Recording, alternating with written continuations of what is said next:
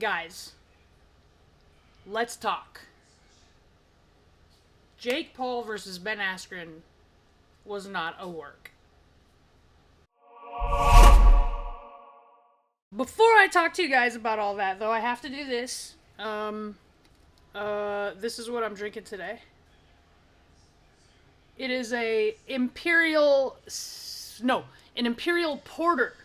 So this is an 11% imperial porter, and it's almost as thick as the stout I had in the other one.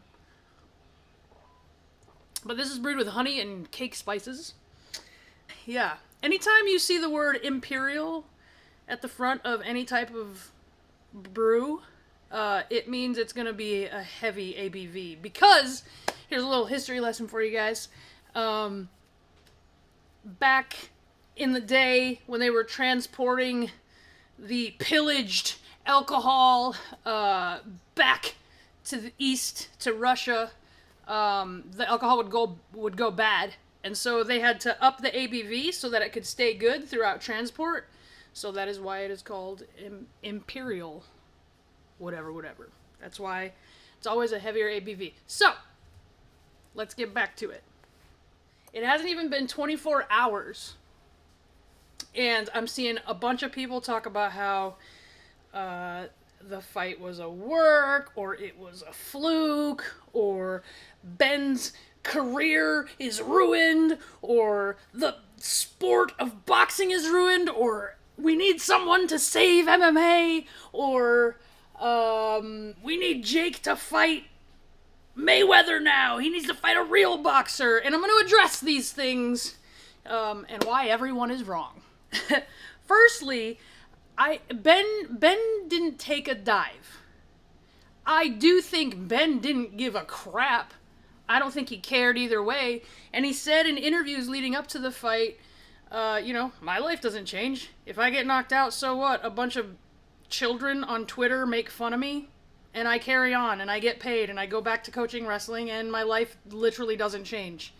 And that's why the videos that people are showing of Ben, laughing back on the way back to his locker room is because he doesn't care. He did not care. He wanted to collect a payday. He didn't care to win.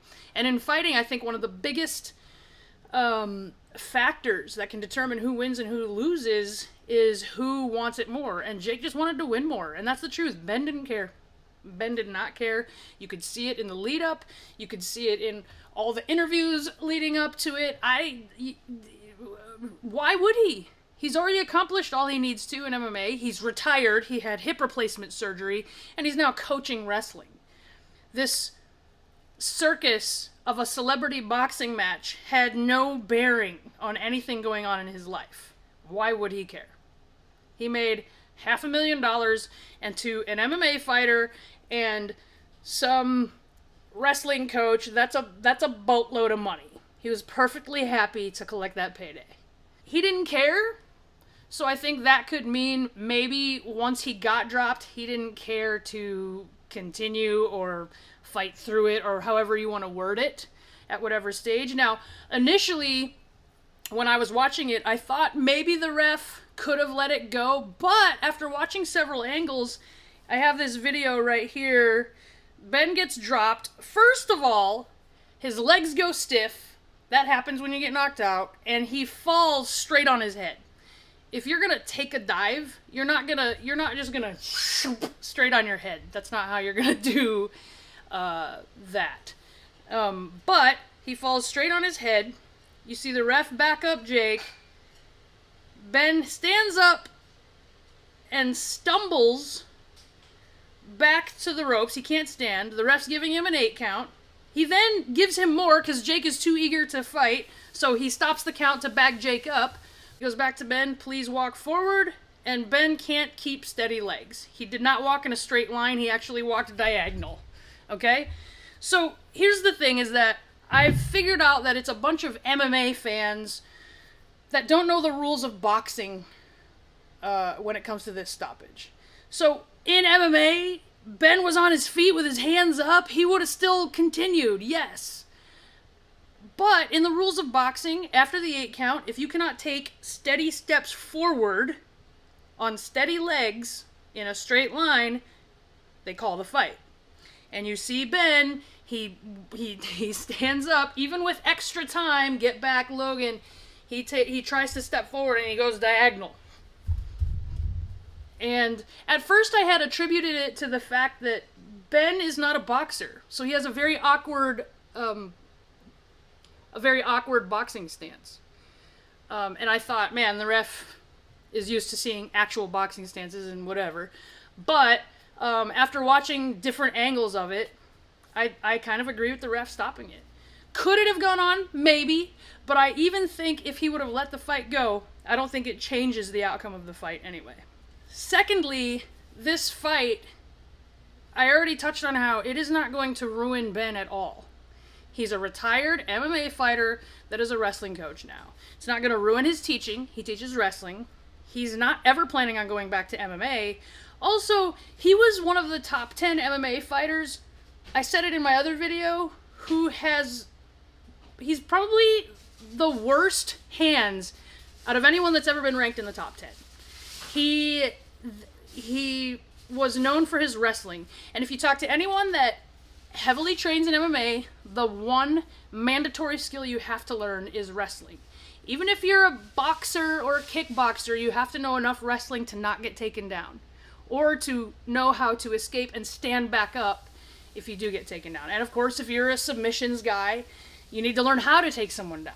Wrestling is mandatory, and that's where he excelled at, so it carried him through and compensated for his deficiencies in his stand-up. He's never been a proficient striker. Does him being an MMA fighter mean he's also going to be a great boxer? No. The two sports have nothing to do with each other except that some skills cross over. It's like saying because someone was really good at basketball, he should also be good at soccer because they both run up and down like this, so why isn't he good? It's completely unrelated. It's also not this event. Oh man, this event was a circus. The commentary was like your friends at a backyard barbecue watching a YouTube fight. The analysis was horrible and biased. There were musical acts that lasted longer, I think, than the actual fights. Guys, this event was a circus. And it is definitely 100% not going to ruin the sport of boxing. In fact, I think it's going to help. And everyone's going to argue, and that's going to be a hot take, and there's going to be a whole bunch of people hitting dislike and talking in the comments. This is going to get people that don't watch boxing to now watch and pay attention. That's it. I guarantee you there were more people watching that card that don't watch boxing on a regular basis than that do. Now, do I want to see successful, really great fighters draw numbers like that? Yes, but the only way to do that is to put them out there, and cards like this are going to draw eyes, and that's it. Whitaker and Kelvin Gastelum fought a crazy, awesome, good, skilled fight at the same exact time, and this outdrew it like by 5 times. I understand that the crossover of entertainment, guys, I say it all the time, everything is pro wrestling. This is sports entertainment, and the difference between a professional and an amateur is how much money you make. It's important to know how to draw.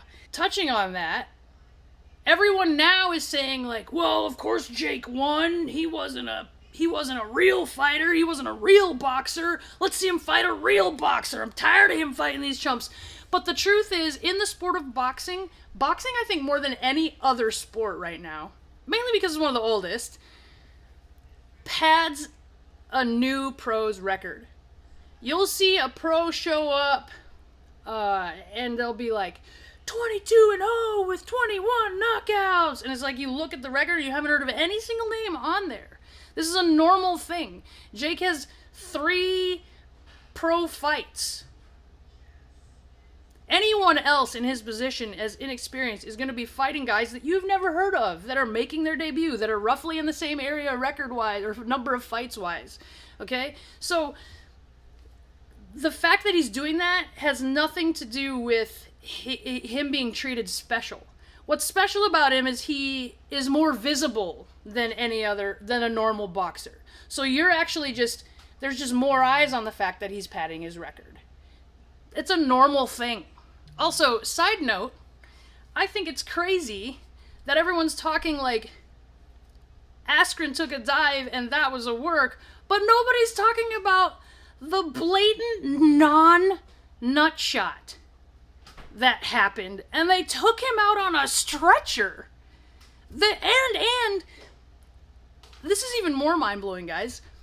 That event was such a circus that they had the commentary, all those dudes up there on commentary, when they were talking, it was playing over loudspeakers in the arena. Which means home dude was laying on the canvas, pretending he got hit in the nuts, hearing the commentary and everyone be like, oh no, that was a perfectly legal shot. Look at him, he got hit in the... Like, they're saying all this stuff out loud. Dude can hear it. They bring a stretcher out, and the guy was so deep in it, he couldn't just stand up and be like, ah, man, you got me. So he had to commit. But nobody's talking about that.